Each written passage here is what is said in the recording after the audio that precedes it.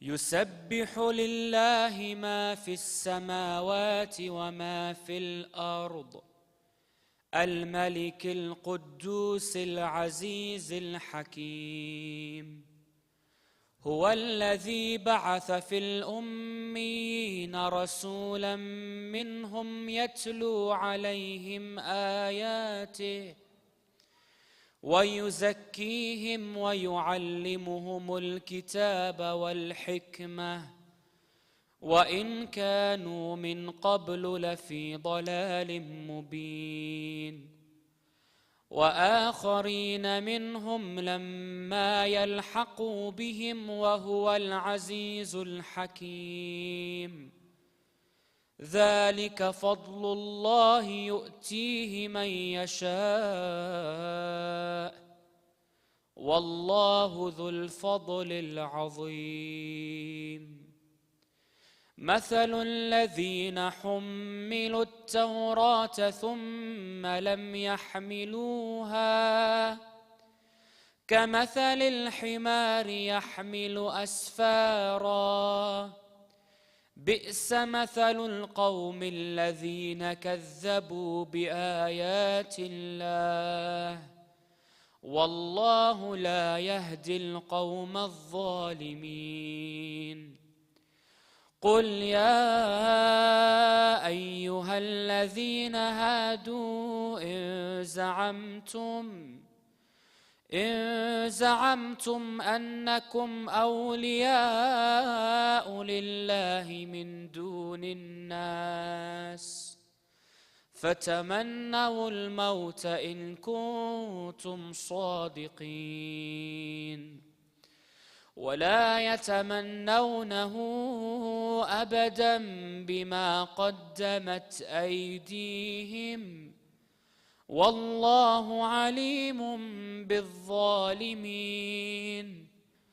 قل إن الموت الذي تفرون منه فإنه ملاقيكم ثم تردون إلى عالم الغيب والشهادة فينبئكم بما كنتم تعملون. يا أيها الذين آمنوا إذا نودي للصلاة من يوم الجمعة فاسعوا إلى ذكر الله وذروا البيع ذلكم خير لكم إن كنتم تعلمون. فإذا قضيت الصلاة فانتشروا في الأرض وابتغوا من فضل الله واذكروا الله كثيرا لعلكم تفلحون. وإذا رأوا تجارة أو لهوا انفضوا إليها وتركوك قائما قل ما عند الله خير من اللهو ومن التجارة والله خير الرازقين. صدق الله العلي العظيم. صلوا على محمد وآل محمد.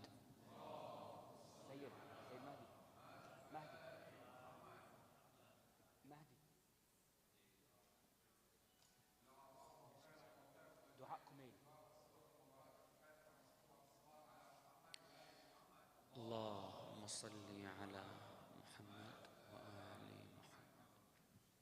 رمضان تجلى وابتسم طوبى للعبد إذا اغتنم. رمضان تجلى وابتسم طوبى للعبد إذا اغتنم. أرضى مولاه بما التزم طوبى للنفس بتقواها. رمضان زمان البركات رمضان زمان الحسن حسناتي. بسم الله رمضان الرحمن الرحيم. اللهم صل على محمد وآل محمد.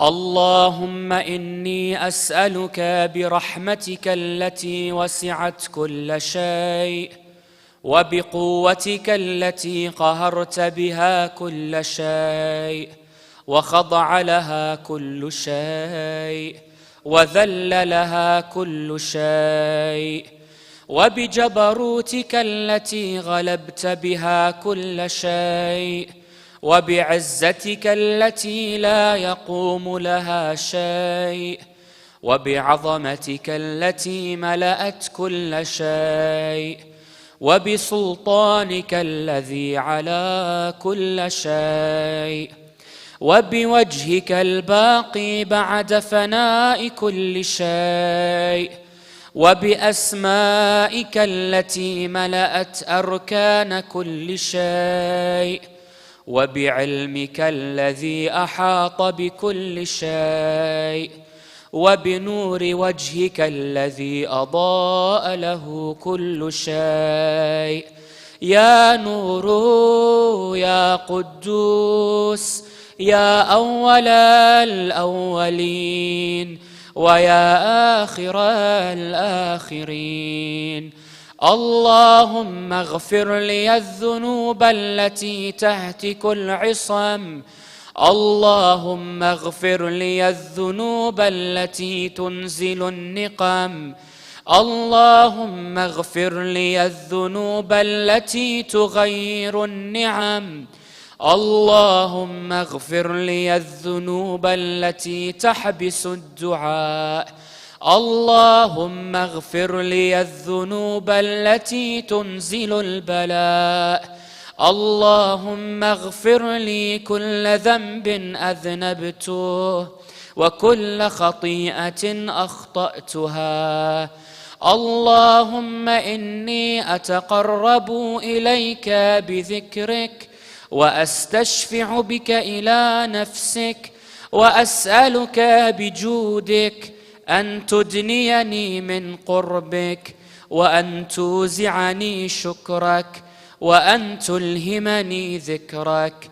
اللهم إني أسألك سؤال خاضع متذلل خاشع أن تسامحني وترحمني وتجعلني بقسمك راضيا قانعا، وفي جميع الأحوال متواضعا. اللهم وأسألك سؤال من اشتدت فاقته وأنزل بك عند الشدائد حاجته وعظم فيما عندك رغبته. اللهم عظم سلطانك وعلى مكانك وخفي مكرك وظهر أمرك وغلب قهرك وجرت قدرتك، ولا يمكن الفرار من حكومتك. اللهم لا أجد لذنوبي غافرا ولا لقبائحي ساترا ولا لشيء من عملي القبيح بالحسن مبدلا غيرك. لا إله إلا أنت سبحانك وبحمدك ظلمت نفسي وتجرأت بجهلي وسكنت إلى قديم ذكرك لي ومنك علي. اللهم مولاي كم من قبيح سترته وكم من فادح من البلاء أقلته وكم من عثار وقيته وكم من مكروه دفعته وكم من ثناء جميل لست أهلا له نشرته. اللهم عظم بلائي وأفرط بي سوء حالي وقصرت بي أعمالي وقعدت بي أغلالي وحبسني عن نفعي بعد أملي، وخدعتني الدنيا بغرورها ونفسي بجنايتها ومطالي.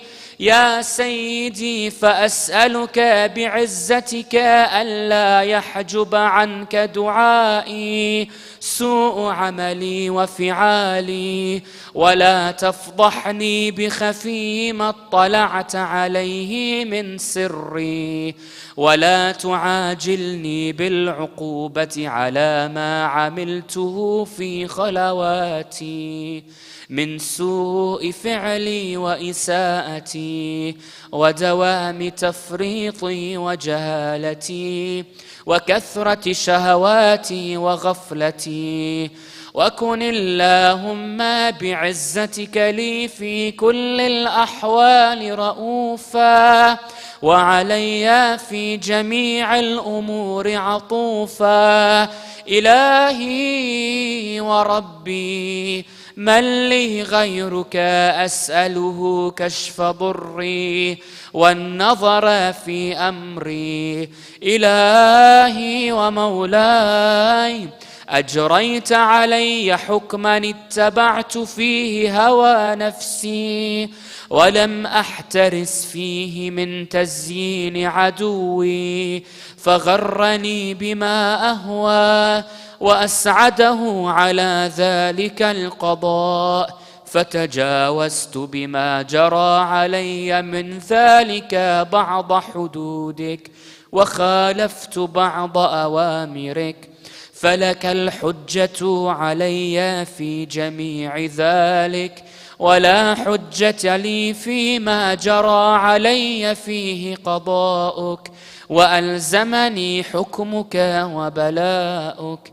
وقد أتيتك يا إلهي بعد تقصيري وإسرافي على نفسي، معتذرا نادما منكسرا مستقيلا، مستغفرا منيبا، مقرا مذعنا معترفا.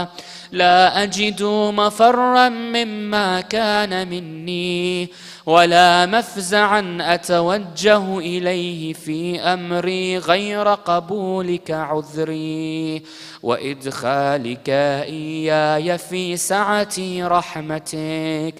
اللهم فاقبل عذري وارحم شدة ضري، وفكني من شد وثاقي.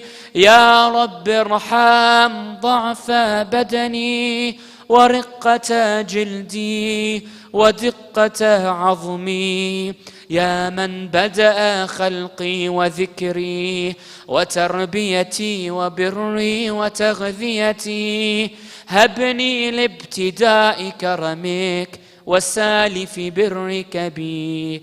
يا إلهي وسيدي وربي، أتراك معذبي بنارك بعد توحيدك، وبعد من طوى عليه قلبي من معرفتك، ولهج به لساني من ذكرك، واعتقده ضميري من حبك، وبعد صدق اعترافي ودعائي خاضعا لربوبيتك.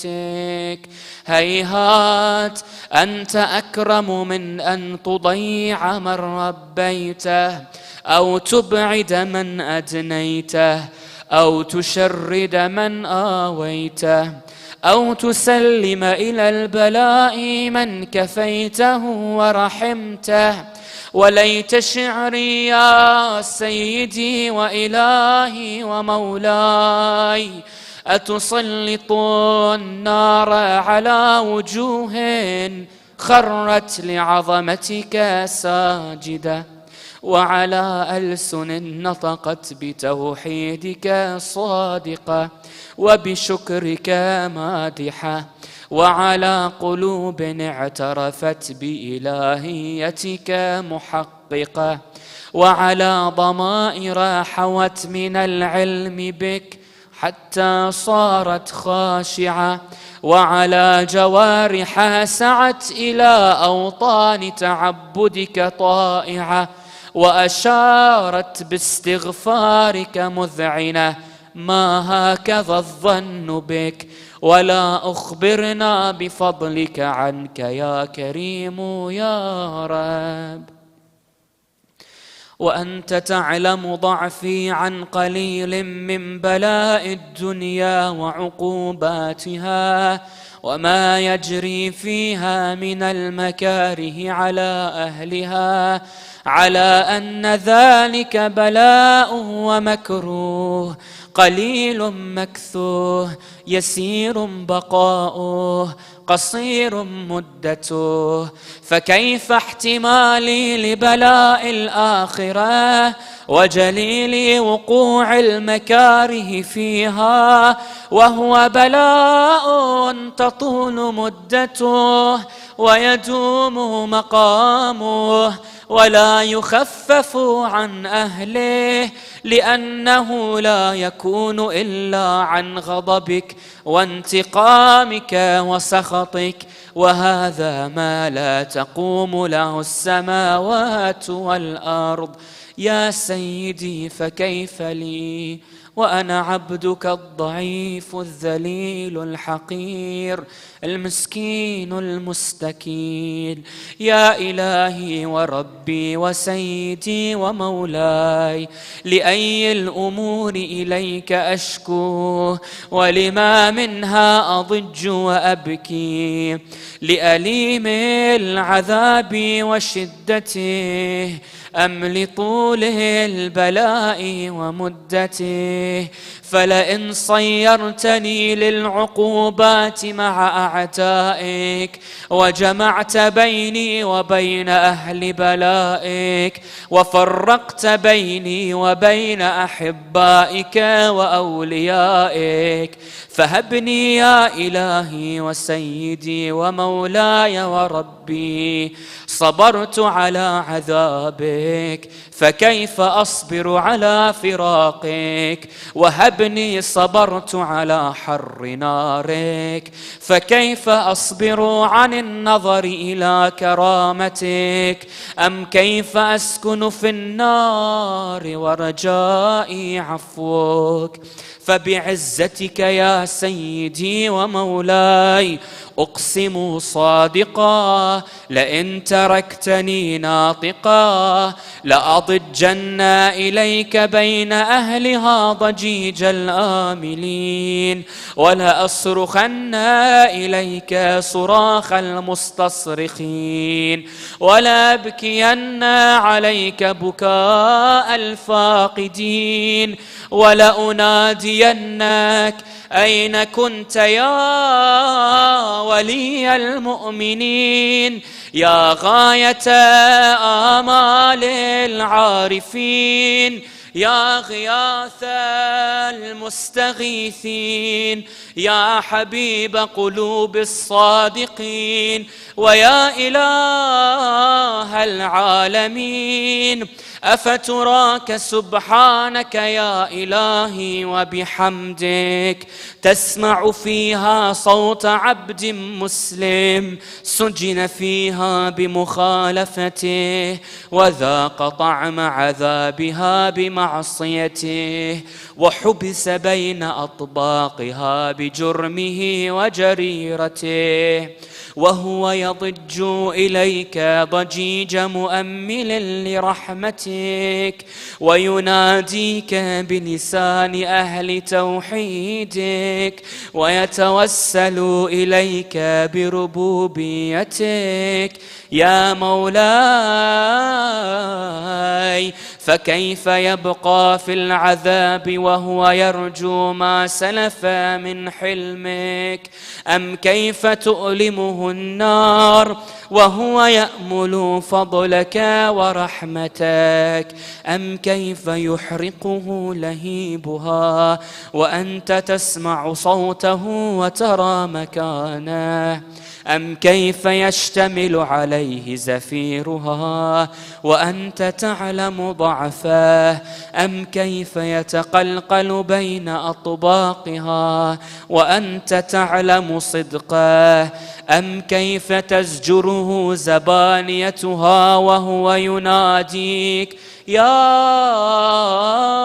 رباه؟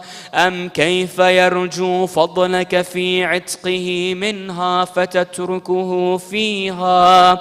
هيهات ما ذلك الظن بك، ولا المعروف من فضلك، ولا مشبه لما عاملت به الموحدين من برك وإحسانك. فباليقين أقطع لولا ما حكمت به من تعذيب جاحديك وقضيت به من إخلاد معانديك لجعلت النار كلها بردا وسلاما، وما كان لأحد فيها مقرا ولا مقاما، لكنك تقدست أسماؤك أقسمت أن تملأها من الكافرين من الجنة والناس أجمعين، وأن تخلد فيها المعاندين، وأن تجل ثناؤك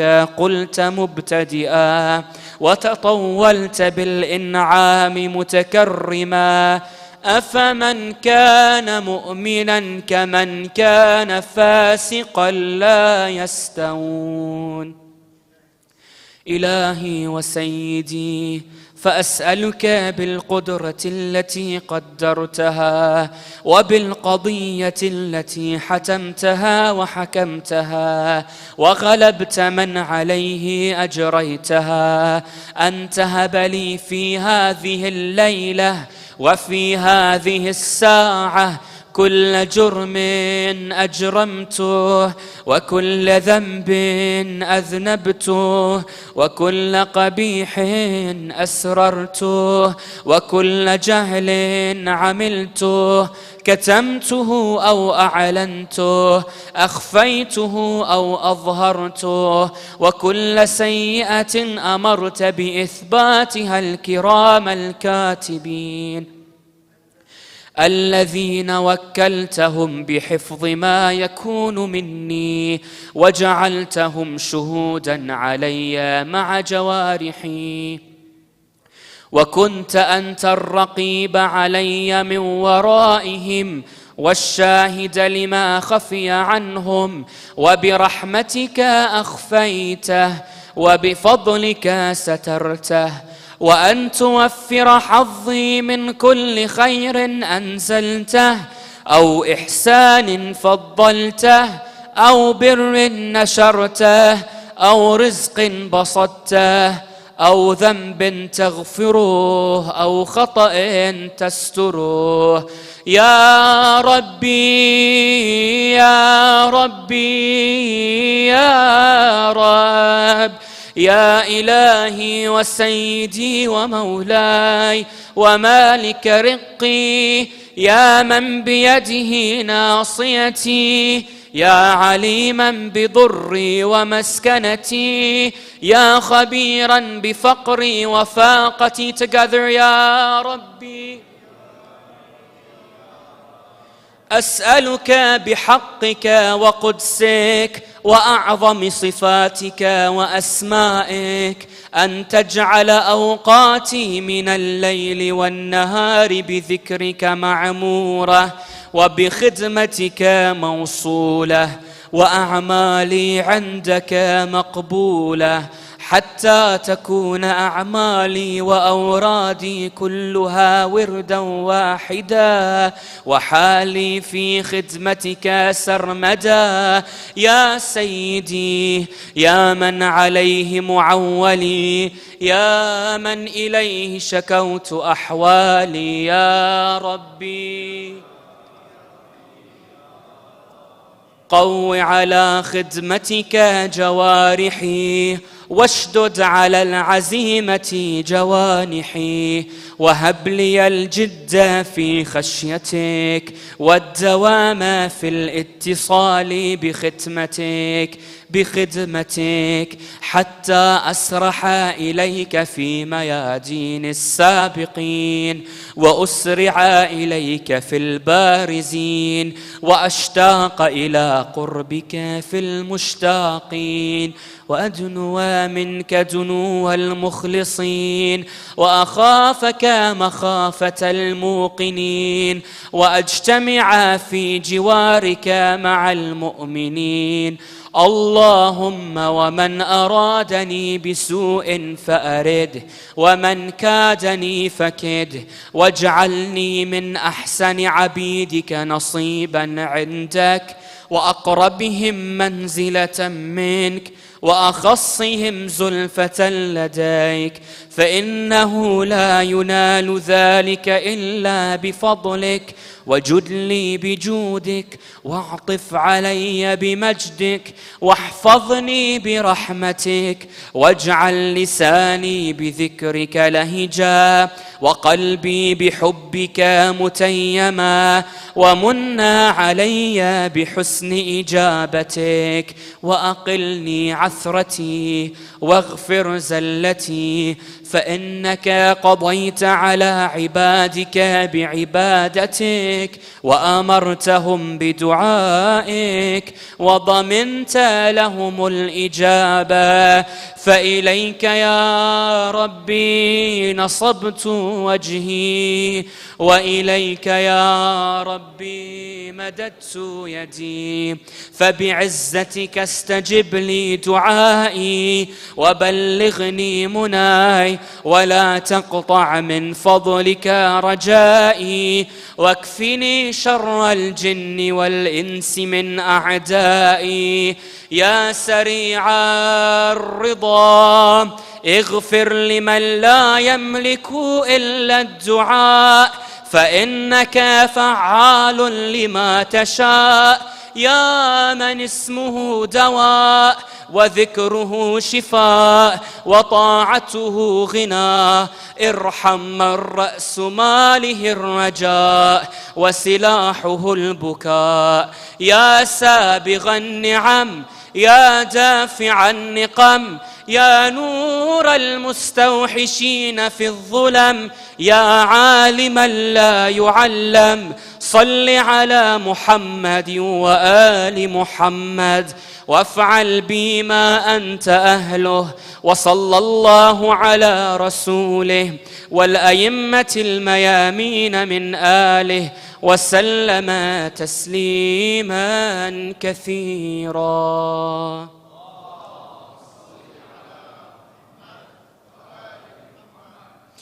بسم الله الرحمن الرحيم. Kindly rise for ziyarah. اللهم صل على محمد وآل محمد.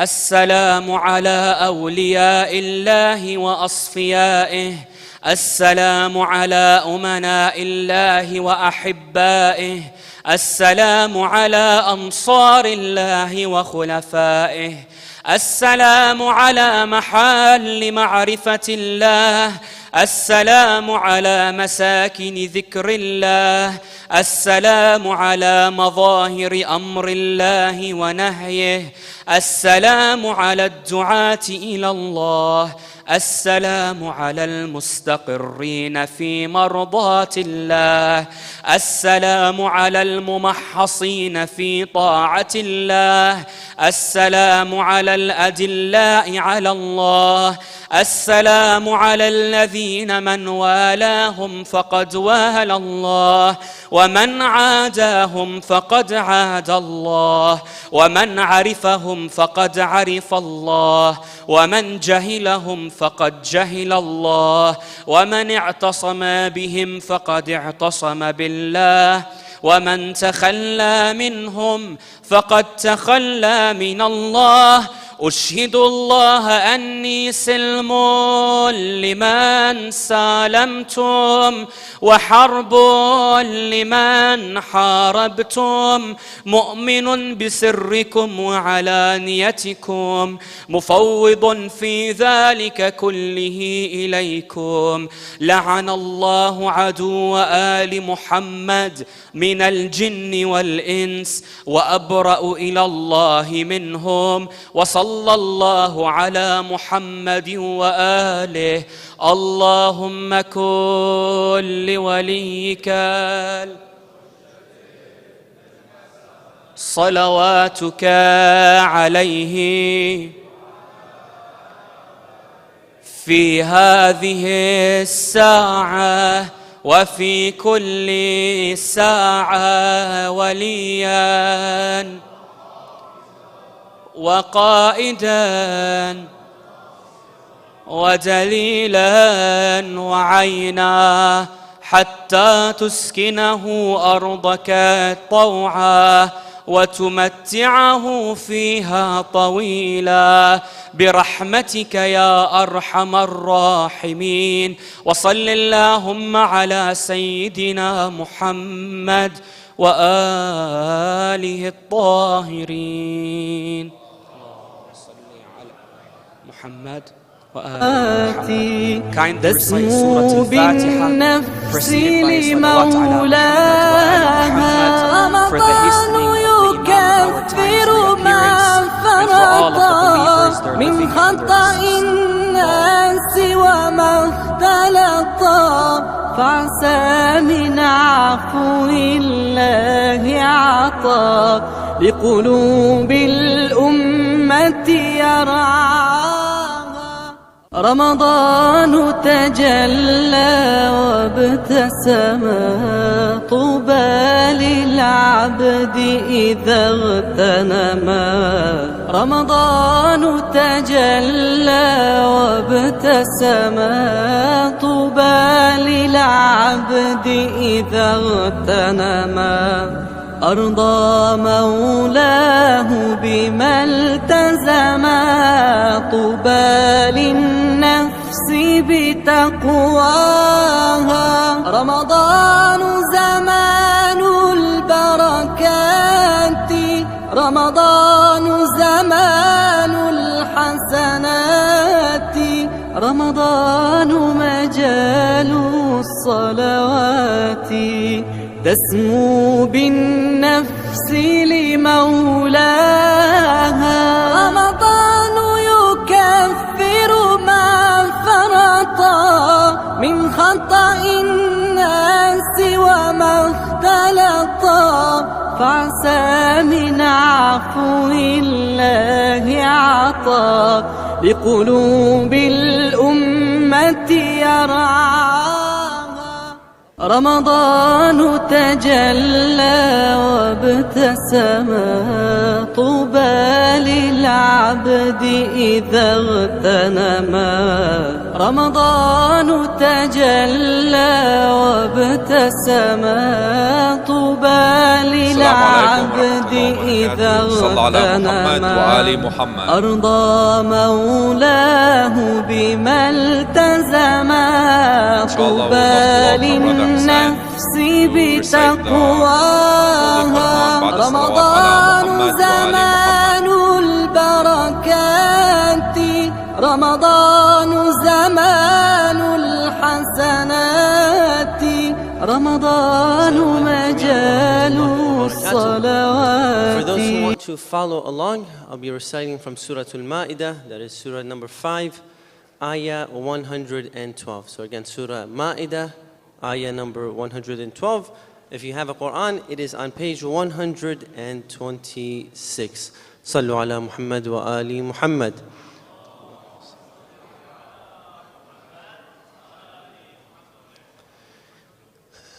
أعوذ بالله من الشيطان الرجيم. بسم الله الرحمن الرحيم.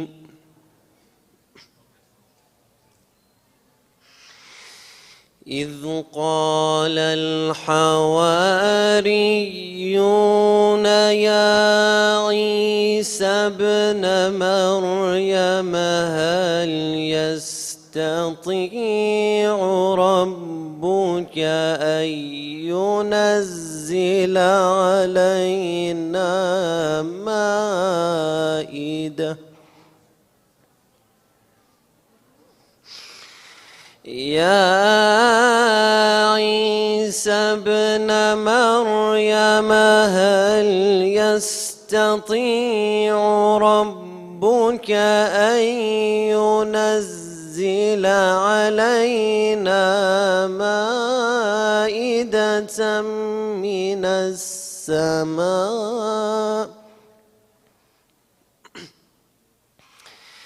قالت اتقوا الله إن كنتم مؤمنين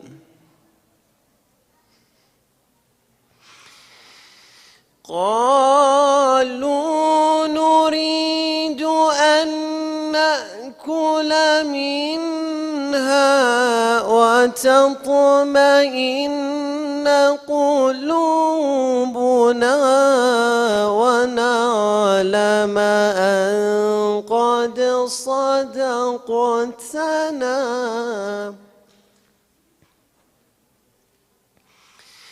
ونعلم أن قد صدقتنا ونكون عليها من الشاهدين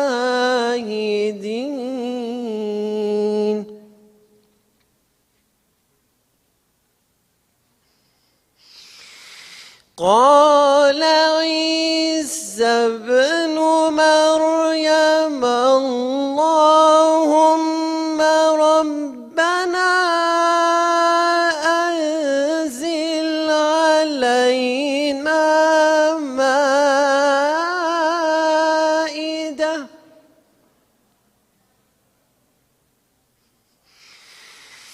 ربنا أنزل علينا مائدة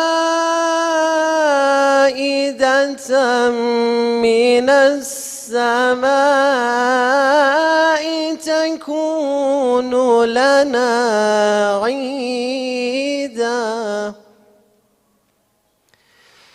تكون لنا عيدا لأولنا وآخرنا وآية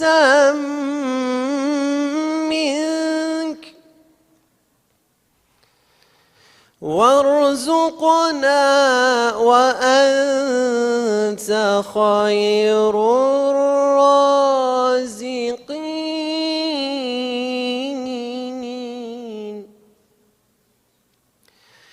قال الله إني منزلها عليكم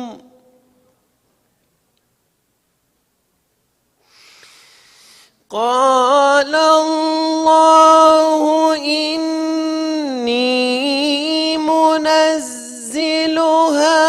عليكم فمن يكفر بعد منكم فإني أعذبه عذابا لا أعذبه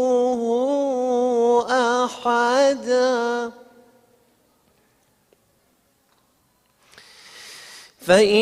فإني أعذبه عذابا لا أعذبه أحدا من العالمين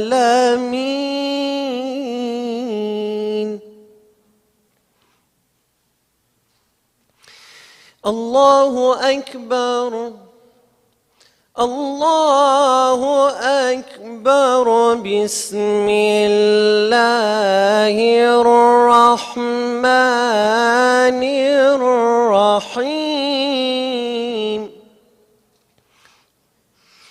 بسم الله الرحمن الرحيم إنا أعطيناك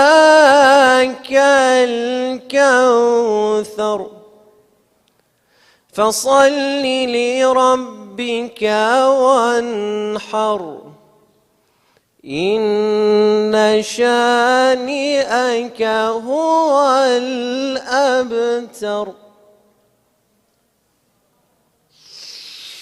إنا أعطيناك الكوثر فصل لربك وانحر إن شانئك هو الأبتر صدق الله العلي العظيم اللهم صل وسلم وزد وبارك على رسول الله وآله الأطهار على رسول الله وآله الأطهار صلوات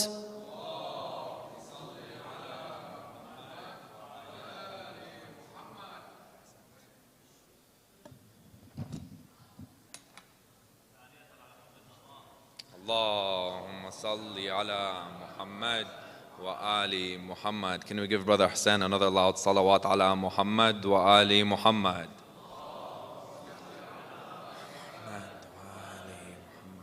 Assalamu alaikum everybody.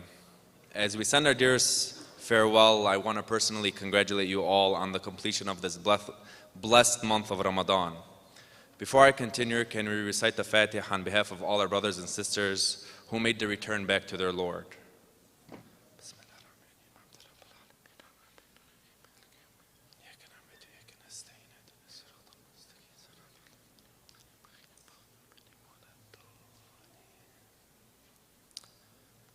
Inshallah, Allah yata'abbal all your amal this month and the months to come. Inshallah, this was a month that we all needed to overcome all our negative desires. A month to burn, eliminate, and eradicate all those things weighing us down from reaching our utmost potential. If you didn't, like myself, inshallah, it was a month you acknowledge what is weighing you down and what is needed for you to overcome yourself.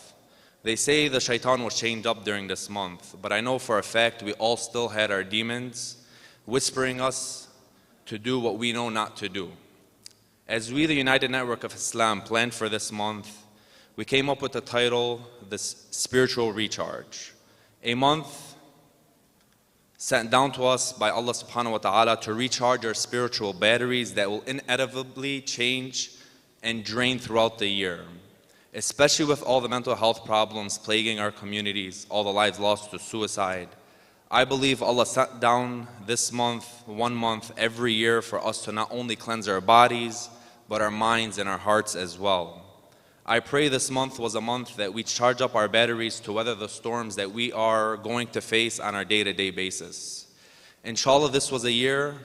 Inshallah, this is the last year we have to live with our leader in occultation. And inshallah, we can continue to pave the way for the Imam of our time, Ajal Farajum Imam Mahdi. On behalf of you and I, we want to send our utmost gratitude and thanks for spending your days with us here. To keep charging throughout the year, we at UNI have weekly Friday night programs. And inshallah, this next Friday, we're going to have Sheikh Muhammad Ayad with the program titled, How to Maintain Our Spirituality. And inshallah, the times will be posted on our UNI Instagram page. Inshallah, tomorrow we will have 4 Eid prayers at 8, 9, and 10 o'clock. 8, 9, 10, and 11 o'clock a.m. We will have the halls open for the kids to enjoy all the Eid festivities. I encourage you guys to bring your little ones, whether it be your nieces or nephews or your kids, to have them build their own personal connection with the house of Allah subhanahu wa ta'ala. Without further ado, we would love to welcome our dearest brother Sheikh Ahmad Shidi with 3 loud salawat ala Muhammad wa ali Muhammad. تسمو بالنفس لمولاها رمضان يكفر ما فرطا من خطأ الناس وما اختلطا فعسى من عفو الله عطا لقلوب الأمة يرعاها رمضان تجلى وابتسم طوبى للعبد إذا اغتنم رمضان تجلى وابتسم طوبى للعبد إذا اغتنم أرضى مولاه بما التزم طوبى للنفس بتقواها رمضان زمان البركات رمضان زمان الحسنات رمضان مجال الصلوات تسمو بالنفس لمولاها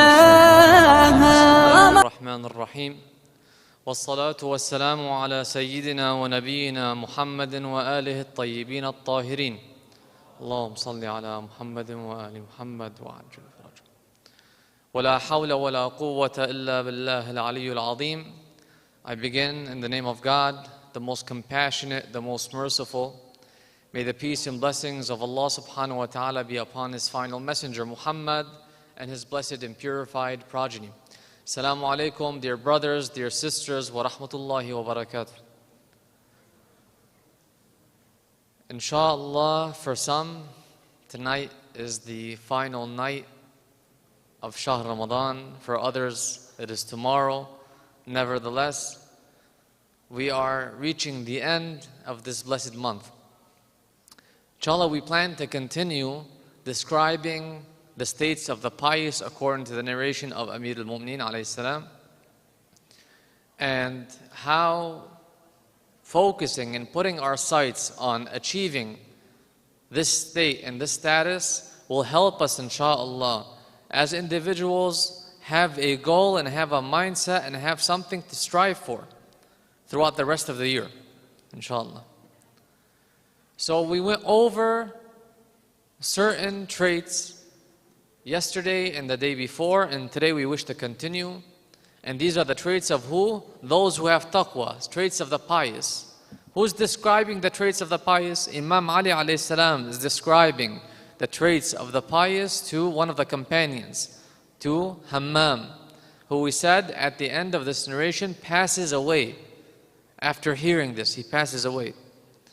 And he began describing them and their characteristics, how they view the world, how they use language, how they use their eye, how they use their time, and so on.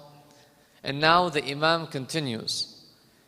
Imam Ali alayhi salam says, these are the conditions of the pious ones during the day and during the night. He says, a profitable trade. They have a profitable trade. These individuals who are pious, they have a profitable trade. Meaning what they're doing is working. A profitable trade is one in which we work hard for a short period of time and then reap the benefits. Meaning they put in small amounts of effort and they receive great reward. Like we mentioned previously in another lecture, that the requirements of the individual, what you need to do, what is being requested of you by Allah subhanahu wa ta'ala, isn't time consuming, it's very little. Salah doesn't take up so much time. It doesn't have to take so long. And though for those few minutes that you have that tawajjuh and you stand on the prayer mat during your life, what is the reward that you will get in return? So he's saying that's the best of prophets. They say, work smart, not hard, right? That's the common saying that people are saying these days, right? Find a way to make the most profit with the least amount of effort.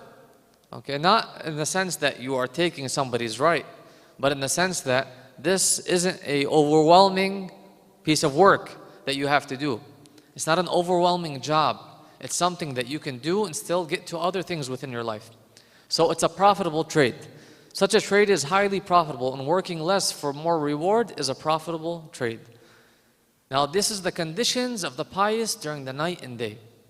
It's been narrated from Imam Sadiq alayhi salam that he said, Allah, the Exalted and Mighty, has a number of preordained tribulations, bala, that which a man will wake up as a believer and go to sleep as an unbeliever. This is also mentioned in a narration from Rasulullah sallallahu alayhi wa alayhi. One of the signs of the time of dhuhur of our Imam Ajjallah Ta'ala Faraj Sharif is that people will be believers during the day and kuffar during the night. Meaning you cannot end your day on a good note. And this is such a common understanding that exists today. People feel it. They say, I can't maintain my spirituality even throughout the day. I can maintain it during the day, but during the night, the moment I'm left alone, the moment eyes go to sleep, I return to sin. I can't sleep without sinning. Some people, they can't sleep without committing certain sins. They can't, right? If they've had a good day, it's that sahra, that gathering, right? That phone call, that chat, that one comment, that one video that takes you down. Just the pious during the day and during the night, they are in that same state. Now, the Imam continues, the attractions of this world pull towards themselves, but they do not follow them. The dunya wanted them, but they did not want it. These are the exact words of the Imam. The literal translation is, the dunya wanted the pious ones. It's not that the dunya didn't want them and they could have said no, right? It's not like there wasn't attractions and they were able to just live their lives, and because there wasn't those things that were attracting them in the first place, there wasn't anything that's pushing them towards them. No, from the very beginning, those things were attractive. They themselves said no. So there are two types of people in this world. Those attracted to worldly attractions, and they submit themselves to these attractions. Meaning they say, I got overwhelmed, I got overcome, I got pressured, right, into it. Everybody was doing it. My family, my cousins, my friends, so on, right? When the moment you ask somebody, why did you do it? Well, everybody was doing it, Everybody was wrong, everybody was doing wrong, except me, you're only picking on me. Say, no, it doesn't matter if everybody is doing it. It's not a proper excuse. Well, even if you know that everybody's going on the wrong path, you shouldn't follow them. So the pious ones, these things are attractions for them as well. It's natural that these things are attractive. Like some individuals will tell you that, for example, desire in itself is not a bad thing. It's how you channel those desires, right? When things are beautified by the shaitan for the individual, things are made to look beautiful by the shaitan for the individual. They're beautiful in the eyes of everybody. No two people will disagree. Unless you can see the reality of that thing. Some individuals can see the reality of it. They see that sin has a certain scent. They can tell when there's a sinner in the room because they can smell the scent of sin on them. That's a spiritual state that one reaches. But nevertheless, for the average individual, it's attractive to the both of them. Nobody says that certain beats, certain songs, certain things, they're not attractive to the individual. But the pious one knows their reality. He knows they're attractive, but he rejects them. He says, I'm not attracted to that beauty. That beauty is going to take me away from God. Right? It's going to take me away from God. It's like when you love somebody and you know that a certain perfume bothers them. Now you might find that perfume attractive. This is your understanding. But because it bothers them, you won't put it on, because you know if it's on you, they won't be there. That's the perspective. That's a small, minor example, but that's the perspective you're supposed to have. That if I want God in my life, I got to get other things out of my life. I can't ask myself, why is this happening? Why aren't I feeling it? Why aren't I improving, and so on. And that's what goes back to what we said yesterday, taking sin lightly. The moment I start to let go of my principles, right? And leaving that door open of my house for every animal outside. Animals represent the desires, right? To enter the house and do what they will. And then when my house is broken and everything is cracked and I'm injured, I go to God and tell God, my heart is broken, I'm hurt, I'm in pain, and so on. Save me. Then the moment we're saved and we're bandaged and we recover, we keep the door open again, right? One of the scholars, he describes this as why the Imam Ajjallah Ta'ala Farajul Sharif is in ghaiba. He says people didn't understand how many prophets were killed. How many prophets were killed throughout history? Hundreds, if not thousands of prophets were killed by their own people. Now prophets weren't going after anybody's money. They weren't going around being pushy, bothering people. They were the kindest, gentlest souls within every community. What was their crime? Saying the truth. The truth is a bitter pill to swallow. Some people don't like it, right? You ever feel like you're in a crowd or in a setting? The moment you talk about something religious, people get bothered. They get turned off, right? They turn their backs. There they are again. Here they go again, you know? And they start making comments and they smirk and they say certain things. Why does it bother them? So if you were talking about something else, if you were talking about music, if you were talking about a singer, an actor, anything, if you were talking about a restaurant, that wouldn't bother them. The moment you mention God, it gets on their nerves. These are the type of people you want around you. What do you expect is going to happen? First of all, it's not fair on their end. And that's why, people who take those paths, they seem like nice people. But the moment you want to talk about something that means a lot to you, they're impatient. They don't want to hear it. They don't like it. Why do you bring it up? Why do you keep bringing it up? Well, you like music. You keep bringing it up. You like other things. You keep bringing it up. I love Allah subhanahu wa ta'ala. I love my religion. I want to bring it up. What's wrong with that? But the society we live in has become, things have turned around. They've turned and they become the opposite. What's supposed to be acceptable has become unacceptable. And what's unacceptable has become acceptable. And we have to accept it. No, we don't. We don't accept it. We reject it. This is the path of the prophets. This is the path of the imams. This is the path of the pious ones. They don't sell their principles for anybody. They say, we don't have to accept it. I don't have to force anything on anybody, but you can't force me to accept it. Same when it comes to governments. Governments can't influence our beliefs. They can't. They become fascist governments. We have the right to reserve our beliefs. You have the right to legislate and give laws, but you can't force me to accept and agree with what you legislate. I might not like it. I might have my own opinion, and that's my right. You can't take that away from me. But what happens? We surrender ourselves to the dunya. We surrender ourselves to the dunya. So two types of people. One, they are attracted to worldly attractions. They submit themselves. They surrender themselves. Islam means what? Taslim. To surrender yourself. So you're either doing taslim to the dunya or you're doing taslim to Allah subhanahu wa ta'ala. That's why we meant yesterday when I said 50% servant of God, 50% servant of the world. 50% of the time you're submitting to God, 50% of the time you're submitting to the world. Or 30% to God, 70% to the world, or vice versa. You're still leaving that opening for what? The shaitan to come in. Those who reject worldly attractions, they believe this life is short and not worth getting trapped in the loop of pursuit of it. So if the world shows them its attractions and tries to snatch their hearts, they do not submit to it. They don't use it more than necessary.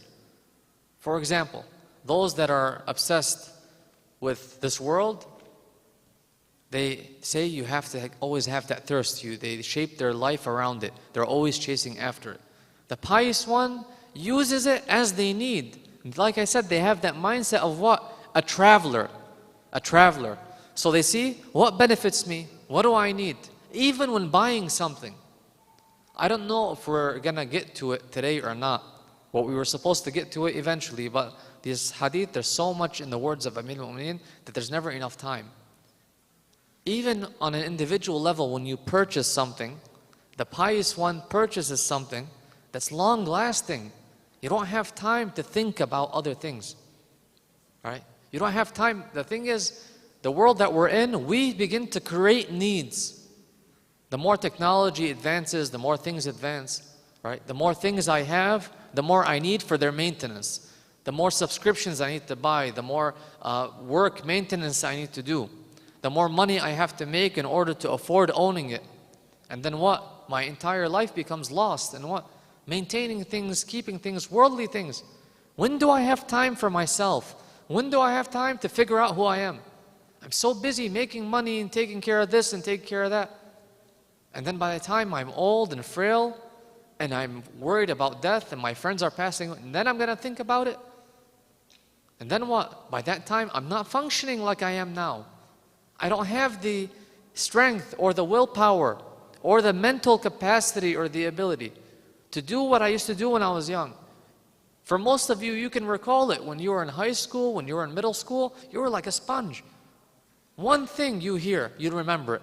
When you were 9 years old, 10 years old, you probably hear for example, a nursery rhyme just takes the tune or one word or a few vowels, automatically your mind will say it. Now you gotta read the verse of the Quran 10, 15 times in order to memorize it. So what should have you spent your time doing when you were 10 years old? Memorizing the Quran. Nursery rhymes, they'll come later. I'm not saying that you should force your kids to memorize the Quran. I'm just saying, as an example of your mental capacity, if you want to wait till you're older, take it now, the opportunity, while you're young and while you're capable. Take advantage. That's how a pious individual views it. They don't use the world more than necessary. They see this world as a waiting place. The scholars and the mystics describe this world as the womb. This is your second womb, where you gain sustenance. You take rizq, you eat, you grow, and you are reborn into that world. It's up to you how you're born in the next world. Sallu ala Muhammad wa ali Muhammad.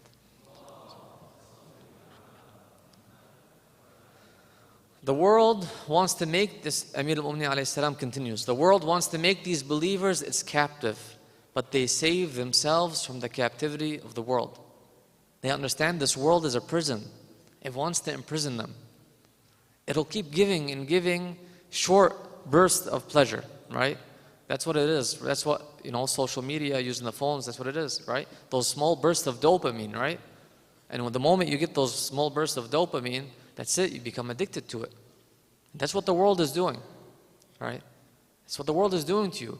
It looks attractive, but then it doesn't last. So you have to chase after it again. And then you're running and you're running and you're running, and then it never ends. By the time you stop to think, you're like, my God, 5 years have passed, 2 years have passed. I bet you, everybody in this room, you think, inshallah, Ramadan passed quickly, this year passed quickly. We were in 2022, how are we in 2023? Right now we're in April, my God. Time flies.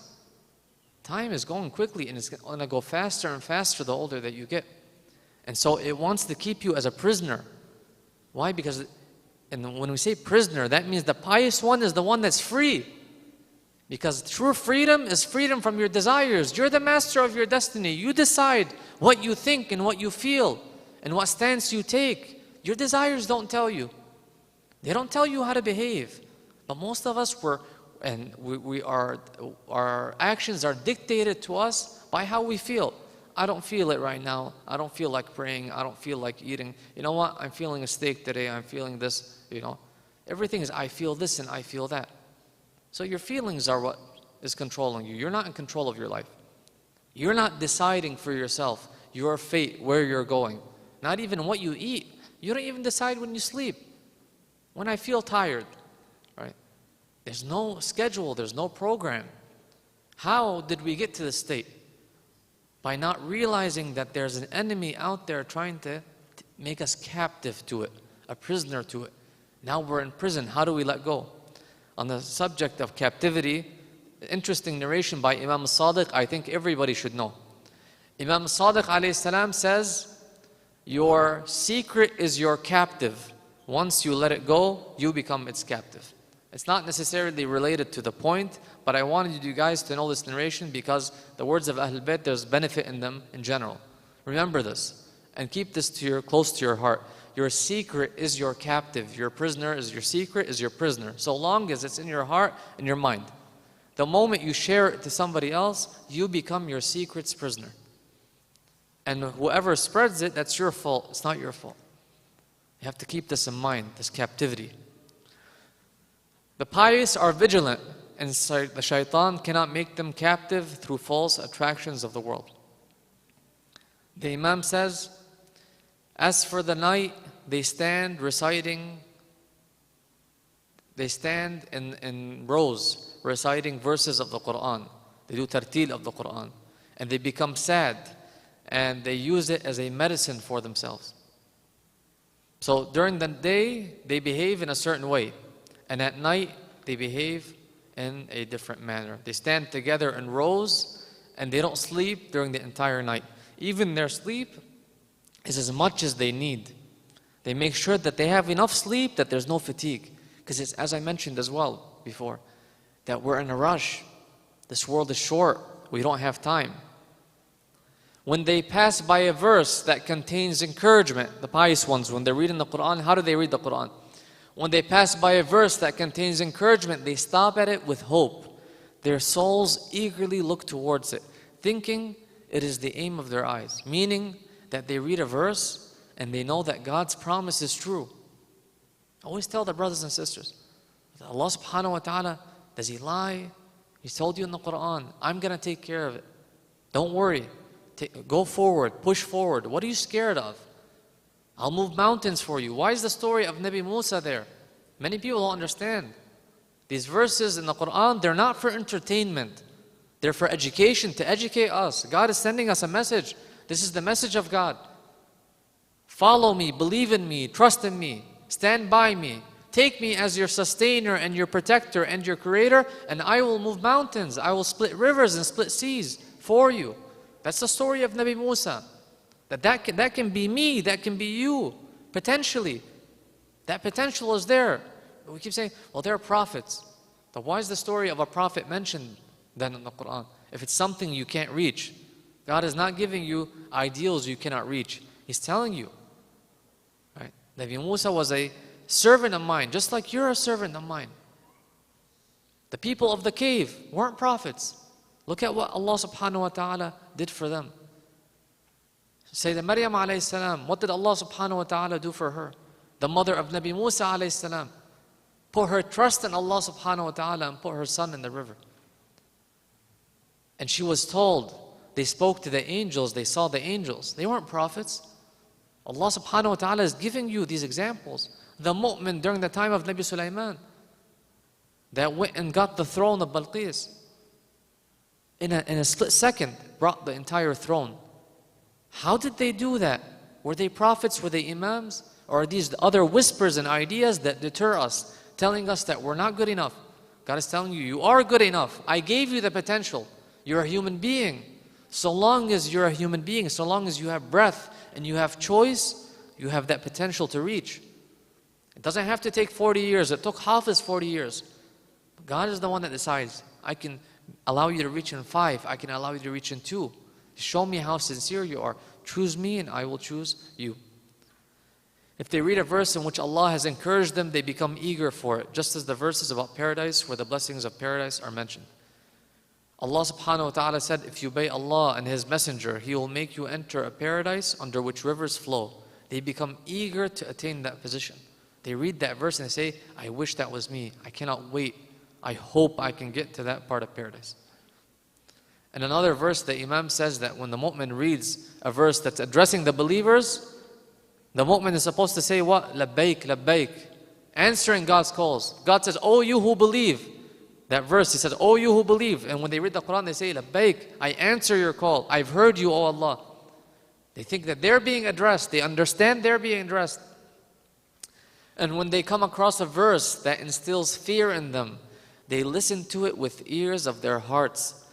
The ear of the heart, right? That means this is the spiritual ear. And think that the sounds of hell are roaring and raging and echoing in their ears. So when they see a verse that talks about punishment, they shiver from inside. They are filled with fear. And they say, A'udhu Billah, when they read that verse. Oh Allah, protect me from the fires of hell and protect me from the day of judgment. And this fear is deter people from going against Allah subhanahu wa ta'ala's commands. We talked about it. We mentioned how Plato and Socrates and Aristotle, they had these discussions already about how fear sometimes is a good deterrent, not always a bad one, right? If we weren't scared, right, we would be falling off cliffs, we would be falling off staircases, we'd be putting our hands in fire, we'd be electrocuted, so many things. We'd be in tornadoes, you know, because you have people now, even though tornadoes are scary as they are, people are still chasing tornadoes. So imagine if there was no fear involved. A lot of people going in tornadoes every year. So fear is a good deterrent for the individual, right? You fear that your spouse or your lover, somebody who you care about, like your mother, like your father, your brother, they're going to be upset. You don't do something that upsets them. You become very careful in particular that you don't behave in a certain way or perform a certain act. So fear is a good deterrent. So the punishment is mentioned there. Day of judgment, the terror of the day of judgment is mentioned there. And they see that, and that deters them as well. And then it mentions that they pray. They lie down on their foreheads. They lie their foreheads on the ground, and they're on their elbows and their knees and the soles of their feet. And what is their prayer like?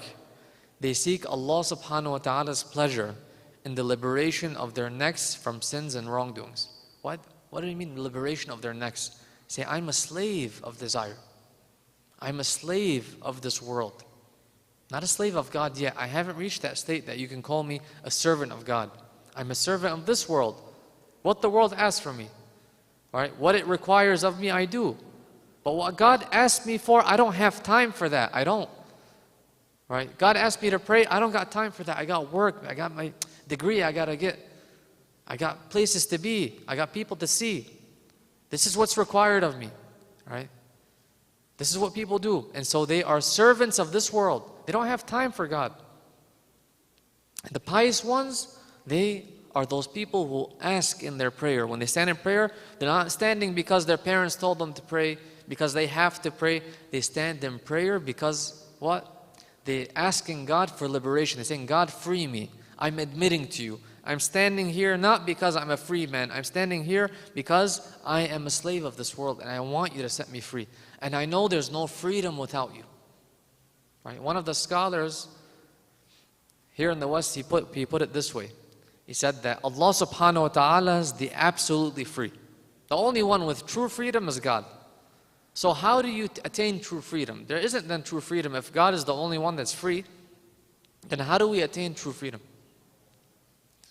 We attain true freedom through submission. When what I do and my actions and what I want and my wants and my needs are in sync with the absolute, only then do I share in that absolute freedom.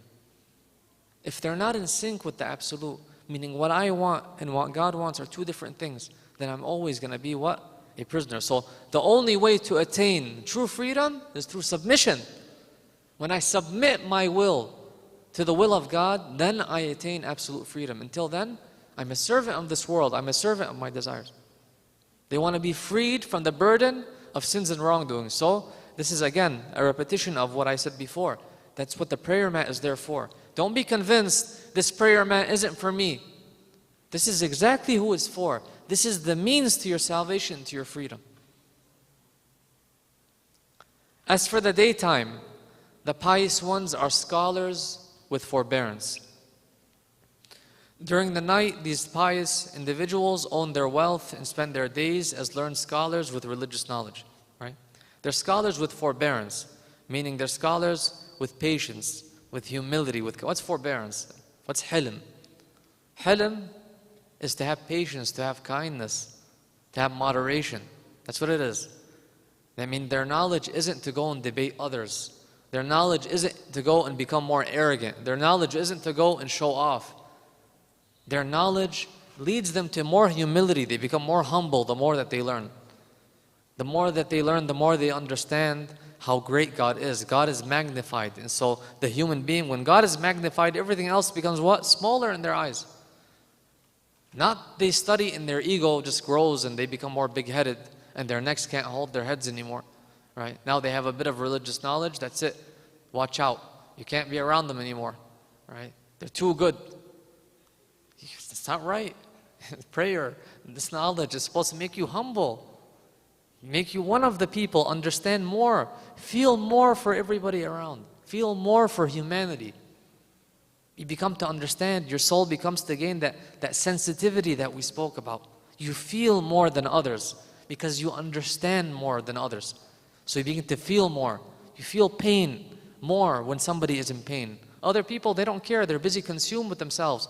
Palestine, what's happening, who cares? Turkey, what's happening, they don't care. Syria, they don't care. Yemen, they don't care. Lebanon, they don't care. China, they don't care. They don't care. Africa, Kenya, the Congo, who cares, right? That's how most people are like. Doesn't matter. Child labor, slavery, what's going on, sex trafficking, all these things, who cares, right? Doesn't matter so long as I'm getting something out of it, right? That's how most people are. The pious individual feels more. They feel more pity. They feel more pain. They understand the severity of these things. And they feel for humanity. And they want to do something. They want to make change. So that knowledge leads them to that humility. If someone were to ask them about religion, they are knowledgeable and capable of answering.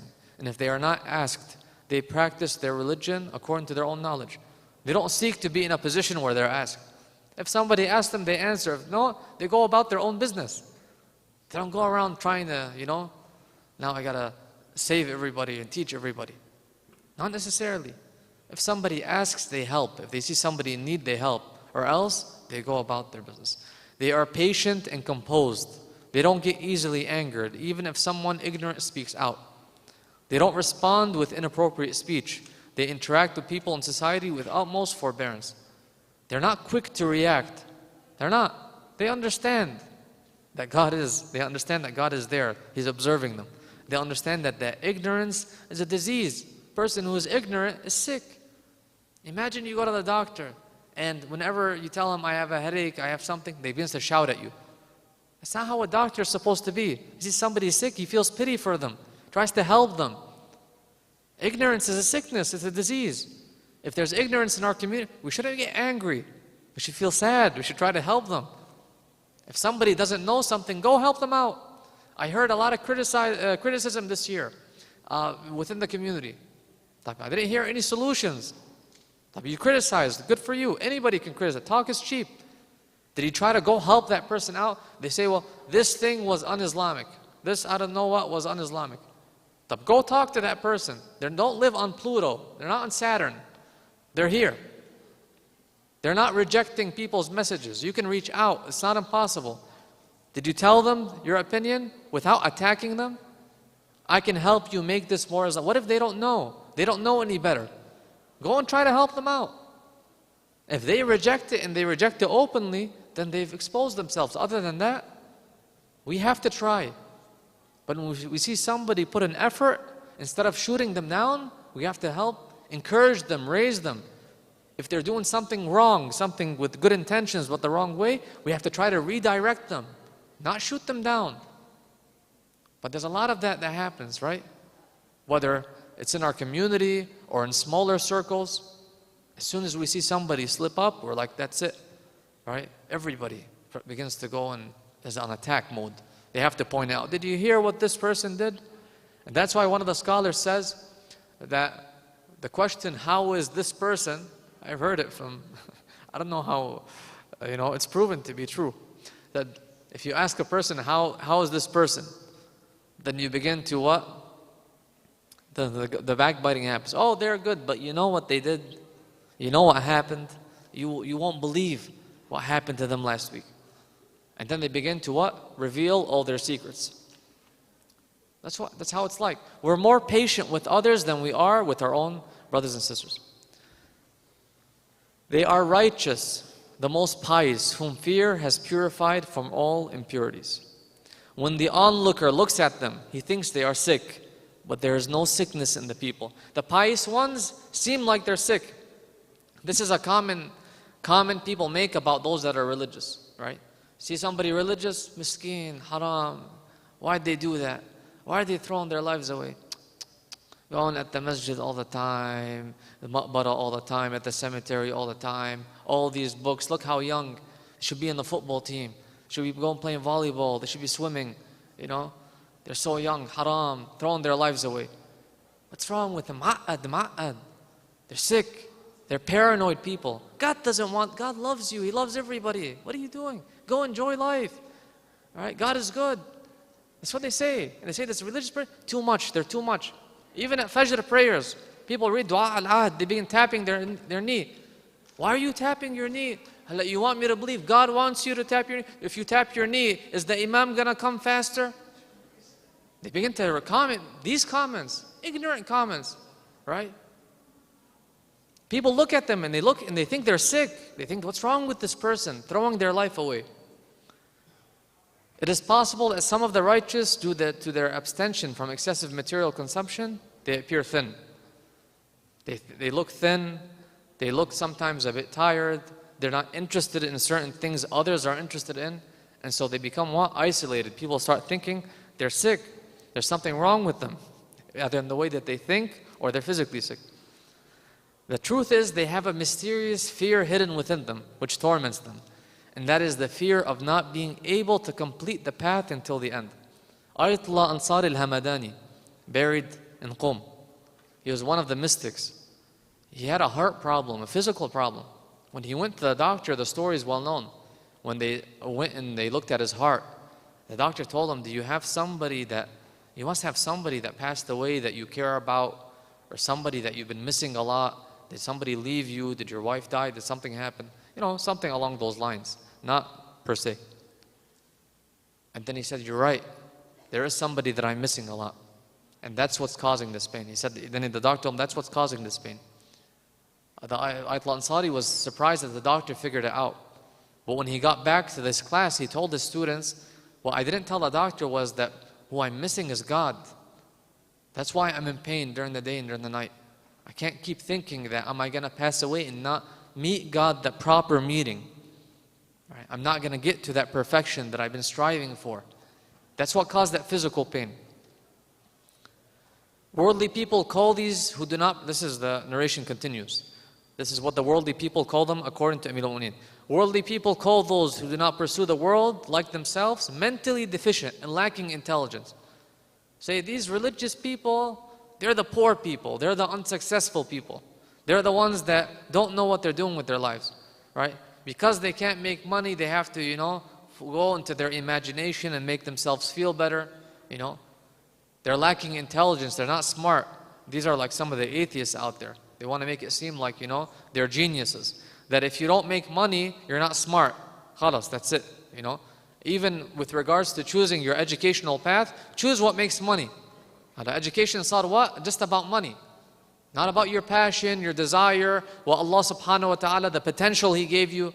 You might have been, people in our community might have been the best, veterinarians in the world, the best astronauts in the world, the best biologists in the world, the best psychologists in the world, philosophers. Maybe all of it is useless, right? Because there's no money involved.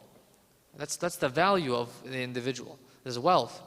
Because your success is measured by how much money you have or how much power you have.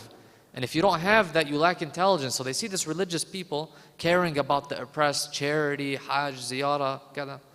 They say, what are they doing? They gotta hustle. They gotta, put all their time towards their goal. They gotta be obsessed. They're not obsessed enough, right? They're too busy doing this, too busy doing that. I gotta focus first. But if the measure of success is how much power you have, and that's a measure of, or how much power you have is a measure of your intelligence, then Hitler must have been a genius, right? Stalin must have been a genius. They had a lot of power. They made it all the way up. They had a lot of influence. It's not a measure of your intelligence. It's not a measure of your measure of your intelligence is whether you understand who you are, where you came from, where you're going, or else what? Or else you're just like an animal in this world. Your function is only consumption. That's it. There's no difference between you and the animals at that point. So this genius trying to tell me how to lead my life, his existence is what? The equivalent to the existence of a goldfish or an alligator or, any animal that walks on the earth or swims in the sea. In fact, maybe the animal is better than them because the animal isn't voluntarily like that. Doesn't have free will. It didn't choose to be an animal. You chose, right? Not saying don't pursue fields, don't pursue knowledge. But have a higher goal. Knowledge of religion is what called for the pursuit of knowledge. Islam is what led to the revolution within the world. The Islamic scientists, why? Because Islam told people that go and search the world. The Quran calls people, go and look around. Go think and contemplate. People ask, how does Islam encourage people to study? And everybody goes and says, it's the verse that comes down and says, Iqra, right? It says, read in the name of thy Lord. That's not the verse per se. Islam started with the command to read. It's not just that. When Allah subhanahu wa ta'ala says in the Quran, contemplate the heavens, meaning the cosmos. Contemplate the mountains. How do I contemplate a mountain? If I don't know what a mountain is, if I don't know what it's made of, so I don't know what its function is, geographically what its function is, right? Geologically what its function is. If I don't know, I have to get to that knowledge first. What does that mountain do? What's its purpose? How did it become formed? How did those rocks form? What is its height? That's how I contemplate. When Allah subhanahu wa ta'ala is telling you to contemplate the universe, He's saying, go learn. Learn about how I built this universe. Go seek knowledge. So the Muslims who were in the desert, these Arabs that were so backwards, right, who their concern was just their stomach and what's below their stomach, began to calculate the distance between what? The earth and the sun. How? What changed? That they're no longer concerned in their desires. They understood that God is telling me, I'll reveal myself to you. You'll understand something of me and how I created by contemplating. Is those verses of the Quran. That's how they understood it. So Islam calls for knowledge. For the sake of knowledge and understanding, because that knowledge helps you what? Understand God. Understand the author of existence. Not because of money. But now they polluted everything with what? Money. Sometimes us as a community, and because of the expectations, we also have polluted the minds of young people that what? We are partners to the crime. That is all about money as well. And the one who's religious, sure, they lack intelligence, they're masakeen. However, your worldly thoughts lead you to believe that if you achieve your desires in your short life, you will be seized by strange and deep losses and damages. And they say that the pious have a great task, and the pious say, we aren't sick. What struck us isn't sickness. We have a great task ahead of us.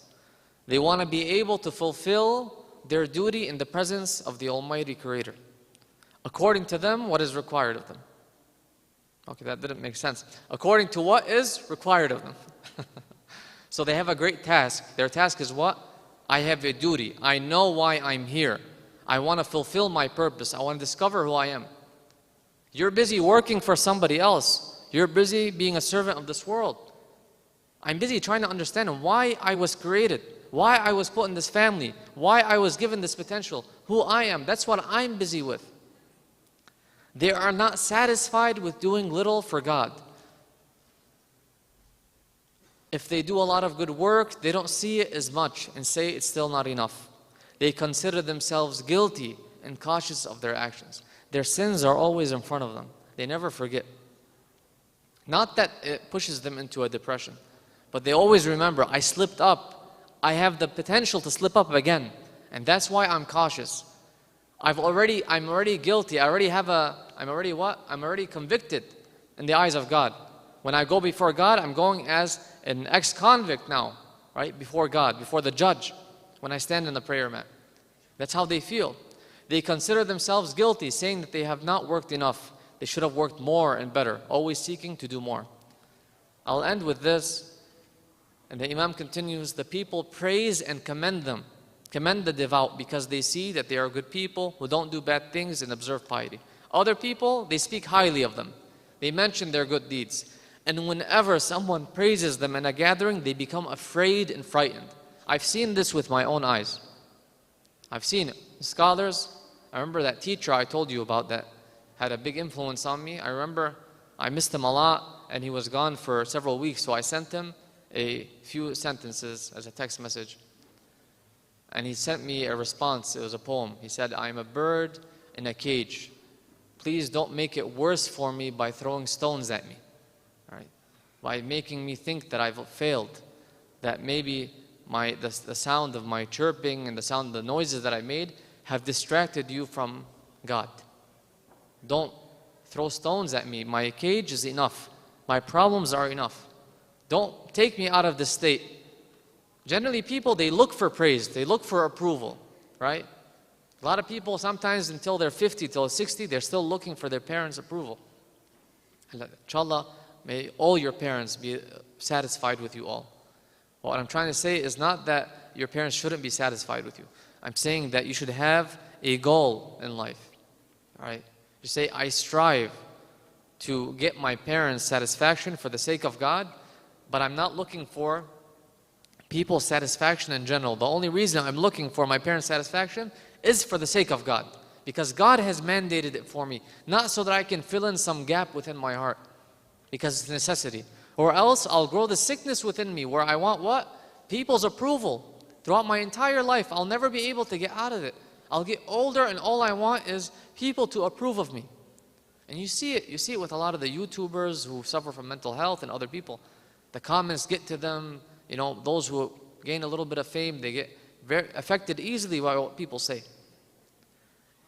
The mu'min, the pious person, gets bothered by praise. They say, I hope don't say something that maybe my soul will start to believe you.